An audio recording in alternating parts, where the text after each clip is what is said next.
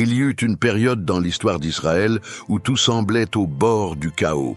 L'unité des tribus s'était affaiblie, car il n'existait aucun dirigeant central pour maintenir le peuple sur le droit chemin.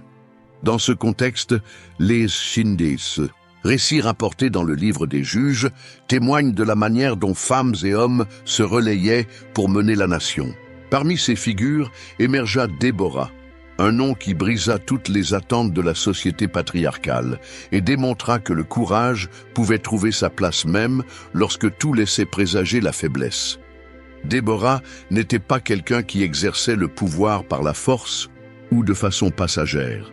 Dans le livre des Juges, chapitre 4, elle est décrite comme une autorité reconnue, à qui le peuple d'Israël faisait appel pour trancher les différends et obtenir des conseils. Et, en plus de jouer le rôle d'arbitre, elle recevait des révélations de l'Éternel. Cela la plaçait dans une position unique. Elle possédait à la fois une légitimité administrative et un charisme spirituel. Sa tente, ou plutôt son palmier sous lequel elle écoutait tout le monde, se trouvait dans la région montagneuse d'Éphraïm, entre Rama et Bethel. Quotidiennement, des voyageurs, des familles entières ou des habitants locaux venaient en quête de réponses. Son nom signifie « abeille », suggérant peut-être la diligence, le travail coopératif et la productivité. Quiconque s'approchait d'elle percevait qu'il n'avait pas affaire à une simple médiatrice de conflit, mais à une femme dont la vision transcendait les problèmes ponctuels. Déborah nourrissait le désir sincère de voir son peuple libre et honorant les enseignements transmis depuis l'époque de Moïse. À cette époque, le territoire israélite manquait de direction centralisée. Il n'y avait pas de roi. Les 12 tribus vivaient de manière autonome et souvent, chacune suivait son propre chemin. Beaucoup se demandaient « Jusqu'à quand resterons-nous sans défense face aux nations voisines qui nous exploitent ?» Au milieu du désespoir, Déborah se leva en réponse, indiquant qu'il existait une issue, mais qu'il fallait à nouveau s'accrocher au Créateur et prendre des décisions courageuses sur le champ de bataille. Avant de comprendre comment cette dirigeante conduisit les habitants à un triomphe inattendu, il est essentiel de saisir le contexte historique qui formait le décor de son action. Après que Josué, le successeur de Moïse, eut achevé la conquête de la majeure partie de Canaan, une période de stabilité relative s'ensuivit. Cependant, au fil des années, les nouvelles générations s'éloignèrent des principes qui les unissaient. Des influences de cultes étrangers apparurent et par conséquent, des pratiques déplaisantes à l'Éternel se mirent en place. Le chapitre 2 des Juges relate une sorte de cercle vicieux. Le peuple s'éloignait du Créateur, commençait à vivre dans l'idolâtrie, subissait des conquêtes ennemies et implorait le secours. Puis, un libérateur se levait pour rétablir la paix, mais à sa mort, tout recommençait. À plusieurs reprises, ce libérateur fut désigné par le terme de juge. Contrairement au sens actuel du mot, ces dirigeants n'agissaient pas uniquement dans le domaine judiciaire, mais jouaient également le rôle d'administrateur, de chef militaire ou de guide spirituel.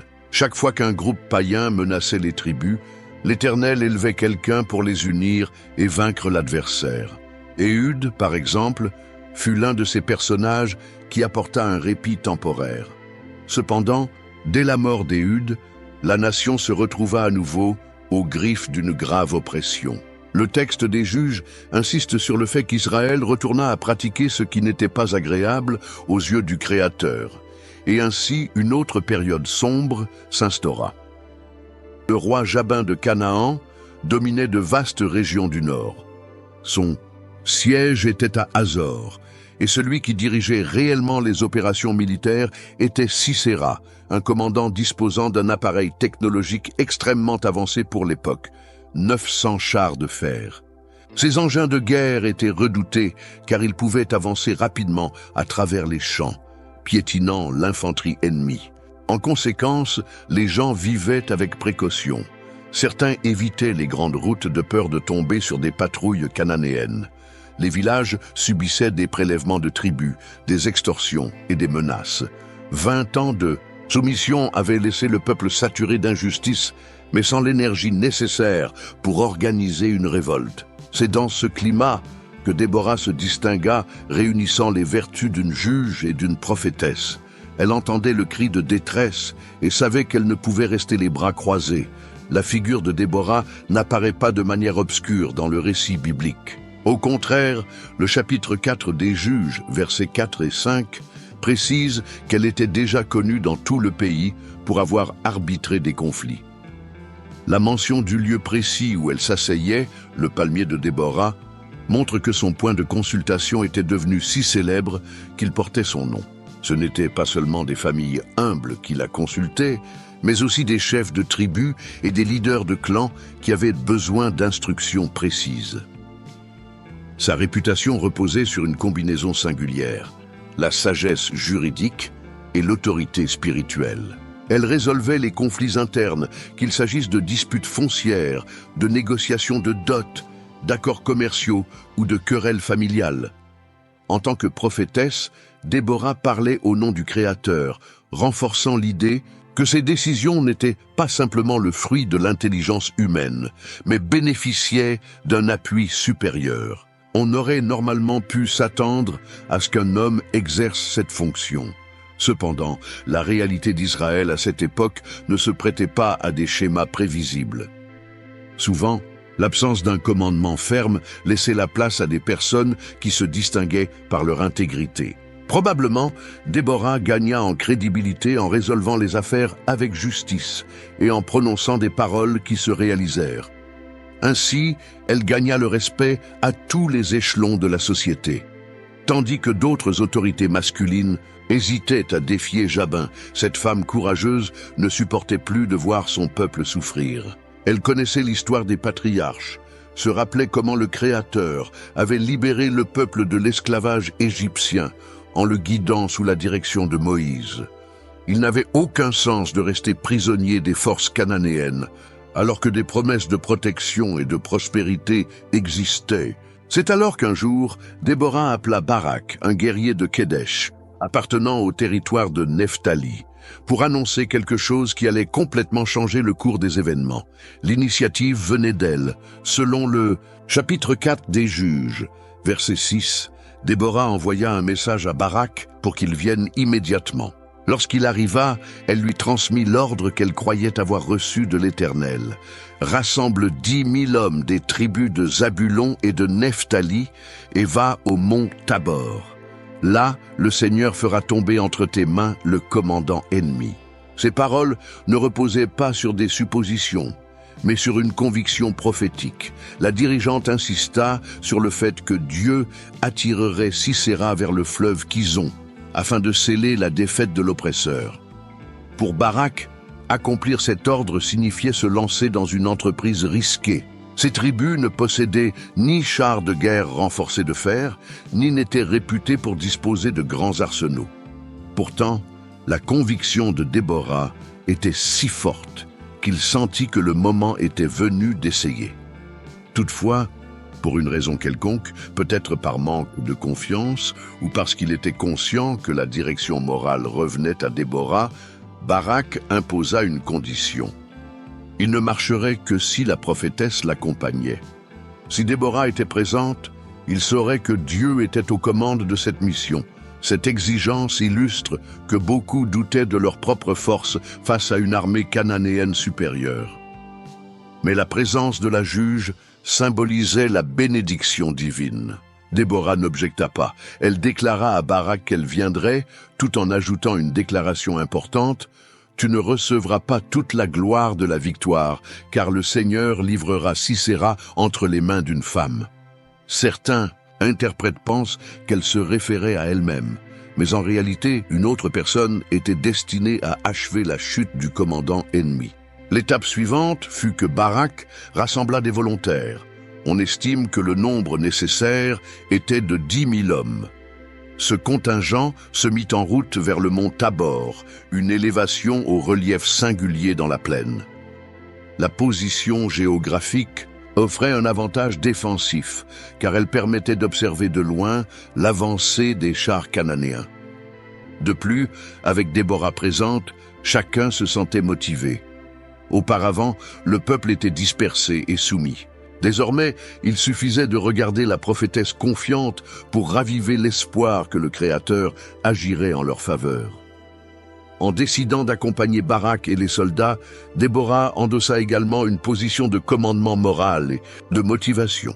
La simple nouvelle qu'une femme, historiquement marginalisée par la culture, osa diriger une armée, choquait ceux qui étaient habitués à voir uniquement des hommes en première ligne.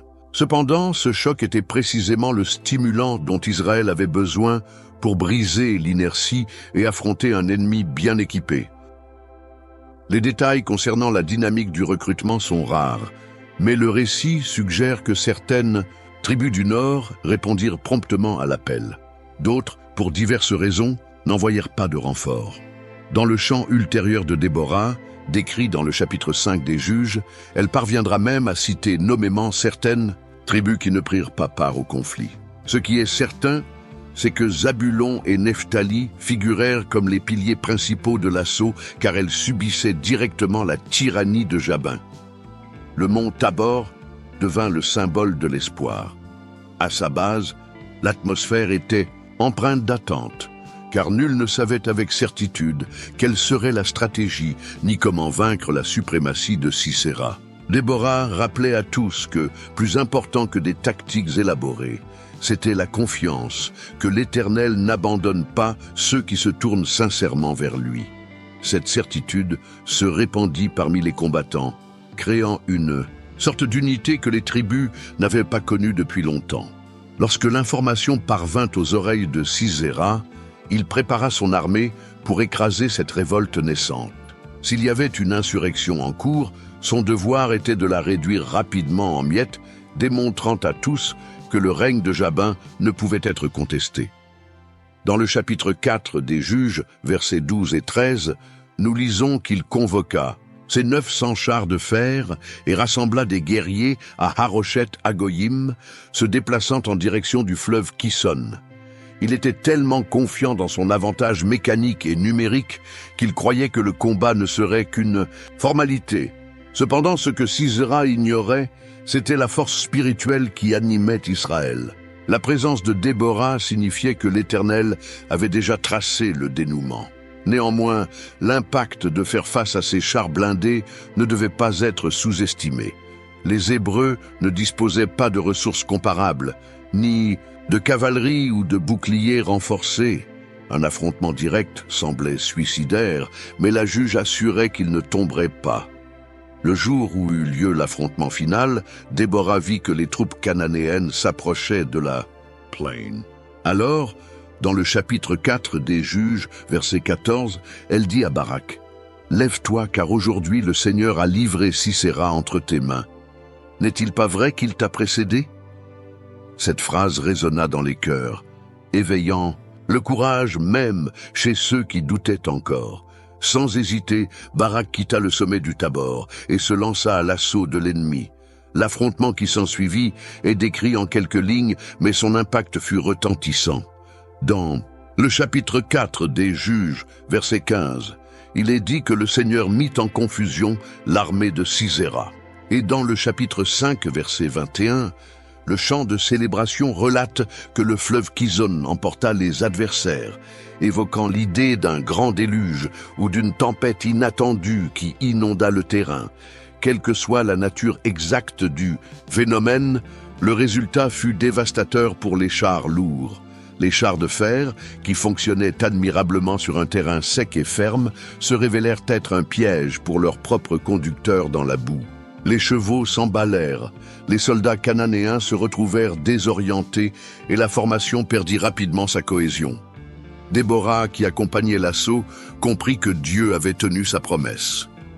Avec la force venue des cieux, Israël prit le courage d'avancer sur un ennemi désorganisé. Au milieu du chaos, Sisera fut saisi par la peur d'être capturé ou tué au combat. Il quitta le char embourbé et s'enfuit à pied. Barak et ses hommes poursuivirent l'attaque, chassant les restes jusqu'à Haroshet-Hagoyim. Chaque char détruit symbolisait que le joug cananéen était suspendu à un fil. Celui qui depuis 20 ans dictait les règles fuyait désormais en débandade. Et le facteur décisif fut la foi inébranlable soutenue par la dirigeante du peuple qui faisait entièrement confiance à l'intervention divine. Pendant que Barak anéantissait ce qui restait des forces adverses, Sisera tentait de sauver sa propre vie. Il se retira du champ de bataille jusqu'à atteindre la région où habitaient les Kénites. Ce peuple entretenait des relations pacifiques tant avec Jabin qu'avec Israël, ce qui lui conférait une certaine neutralité. Le commandant cananéen, épuisé et terrifié, s'approcha du camp de Héber, croyant y trouver refuge. Là, Jaël, l'épouse d'Héber, le reçut de manière inattendue. En percevant l'arrivée d'un fugitif, réputé pour sa cruauté et sa puissance, elle l'invita à entrer dans sa tente. Sisera demanda de l'eau, mais reçut du lait. Cette gentillesse supplémentaire lui fit sentir qu'il était en sécurité. Puis, il s'allongea et ordonna qu'on dissimule sa présence si quelqu'un posait la question. Peut-être pensa-t-il qu'une femme ne représentait aucun danger. Cependant, Jaël avait préparé quelque chose que le commandant n'aurait jamais pu imaginer. Lorsqu'il s'endormit, elle prit un pieu et un marteau, le frappa à la tête et le tua sur le cou. L'effet de cette scène fut l'accomplissement de la parole de Déborah. La gloire n'appartiendra pas à Barak, mais à une femme. Adapté du chapitre 4 des Juges, verset 9. Mais la surprise fut encore plus grande. Il ne s'agissait pas de la prophétesse elle-même, mais de Jaël, jusque-là peu connue. En un seul acte, la Kénite scella le destin de Sisera et mit fin à la carrière du plus grand oppresseur d'Israël de cette époque. Peu de temps après, Barak arriva au camp à la recherche de l'ennemi. C'est alors que Jaël se présenta et montra le commandant mort. Ainsi fut achevée la victoire initiée par la détermination de Déborah sur le mont Tabor. Sans Sisera, le pouvoir de Jabin s'évanouit. L'outil principal de l'oppression, les chars de fer, fut neutralisé et leur chef fut tué par les mains d'une femme courageuse. La célébration de ce triomphe ne se limita pas à des réunions ou des discours, mais fut immortalisée par une composition poétique connue sous le nom de Cantique de Déborah et Barak, relatée dans le chapitre 5 des Juges. Cette œuvre, considérée comme l'une des plus anciennes de la littérature hébraïque, décrit des détails que le récit factuel du chapitre 4 des Juges n'explique pas en profondeur.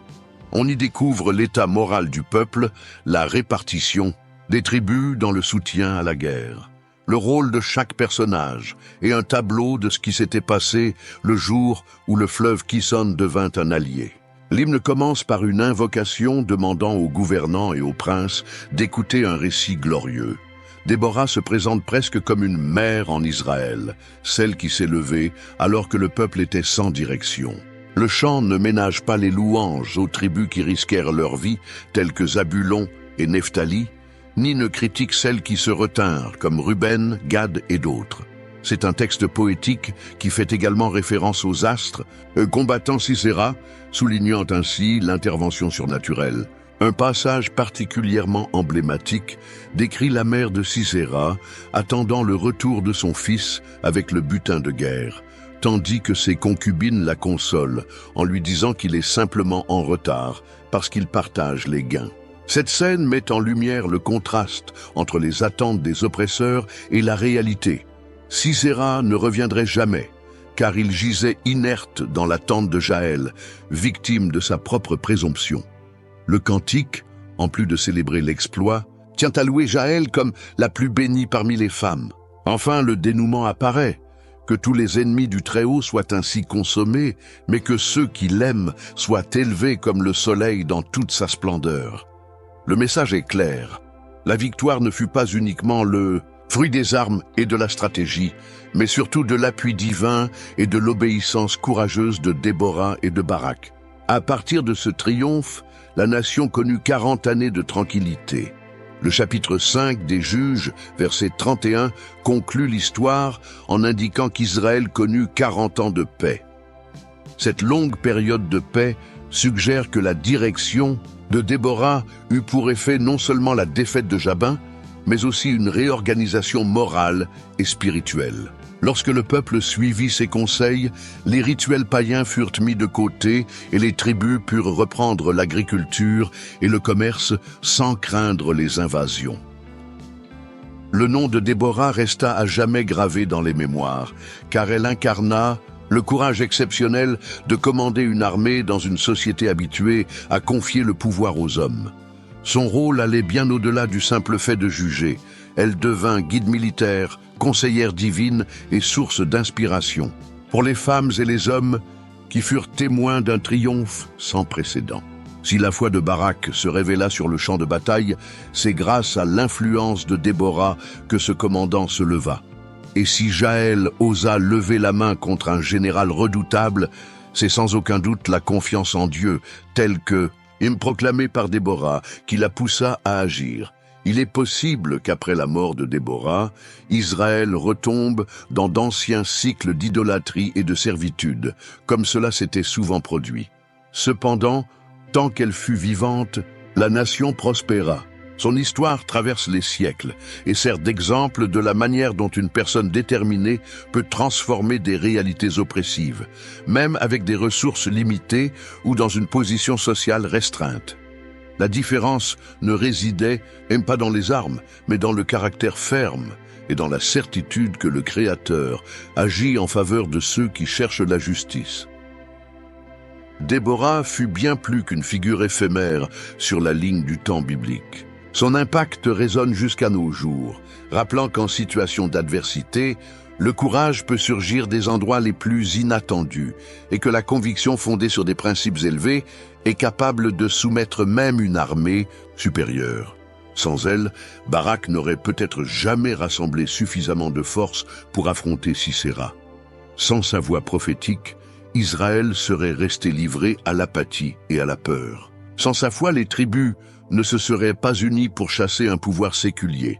Elle se distingue comme l'une des rares femmes à avoir exercé des fonctions de direction durant la période de l'Ancien Testament, et ce, de manière magistrale, en synthétisant dans son profil les dimensions juridiques, prophétiques et stratégiques. Tandis que beaucoup se contenteraient de trancher des différends, Déborah alla plus loin.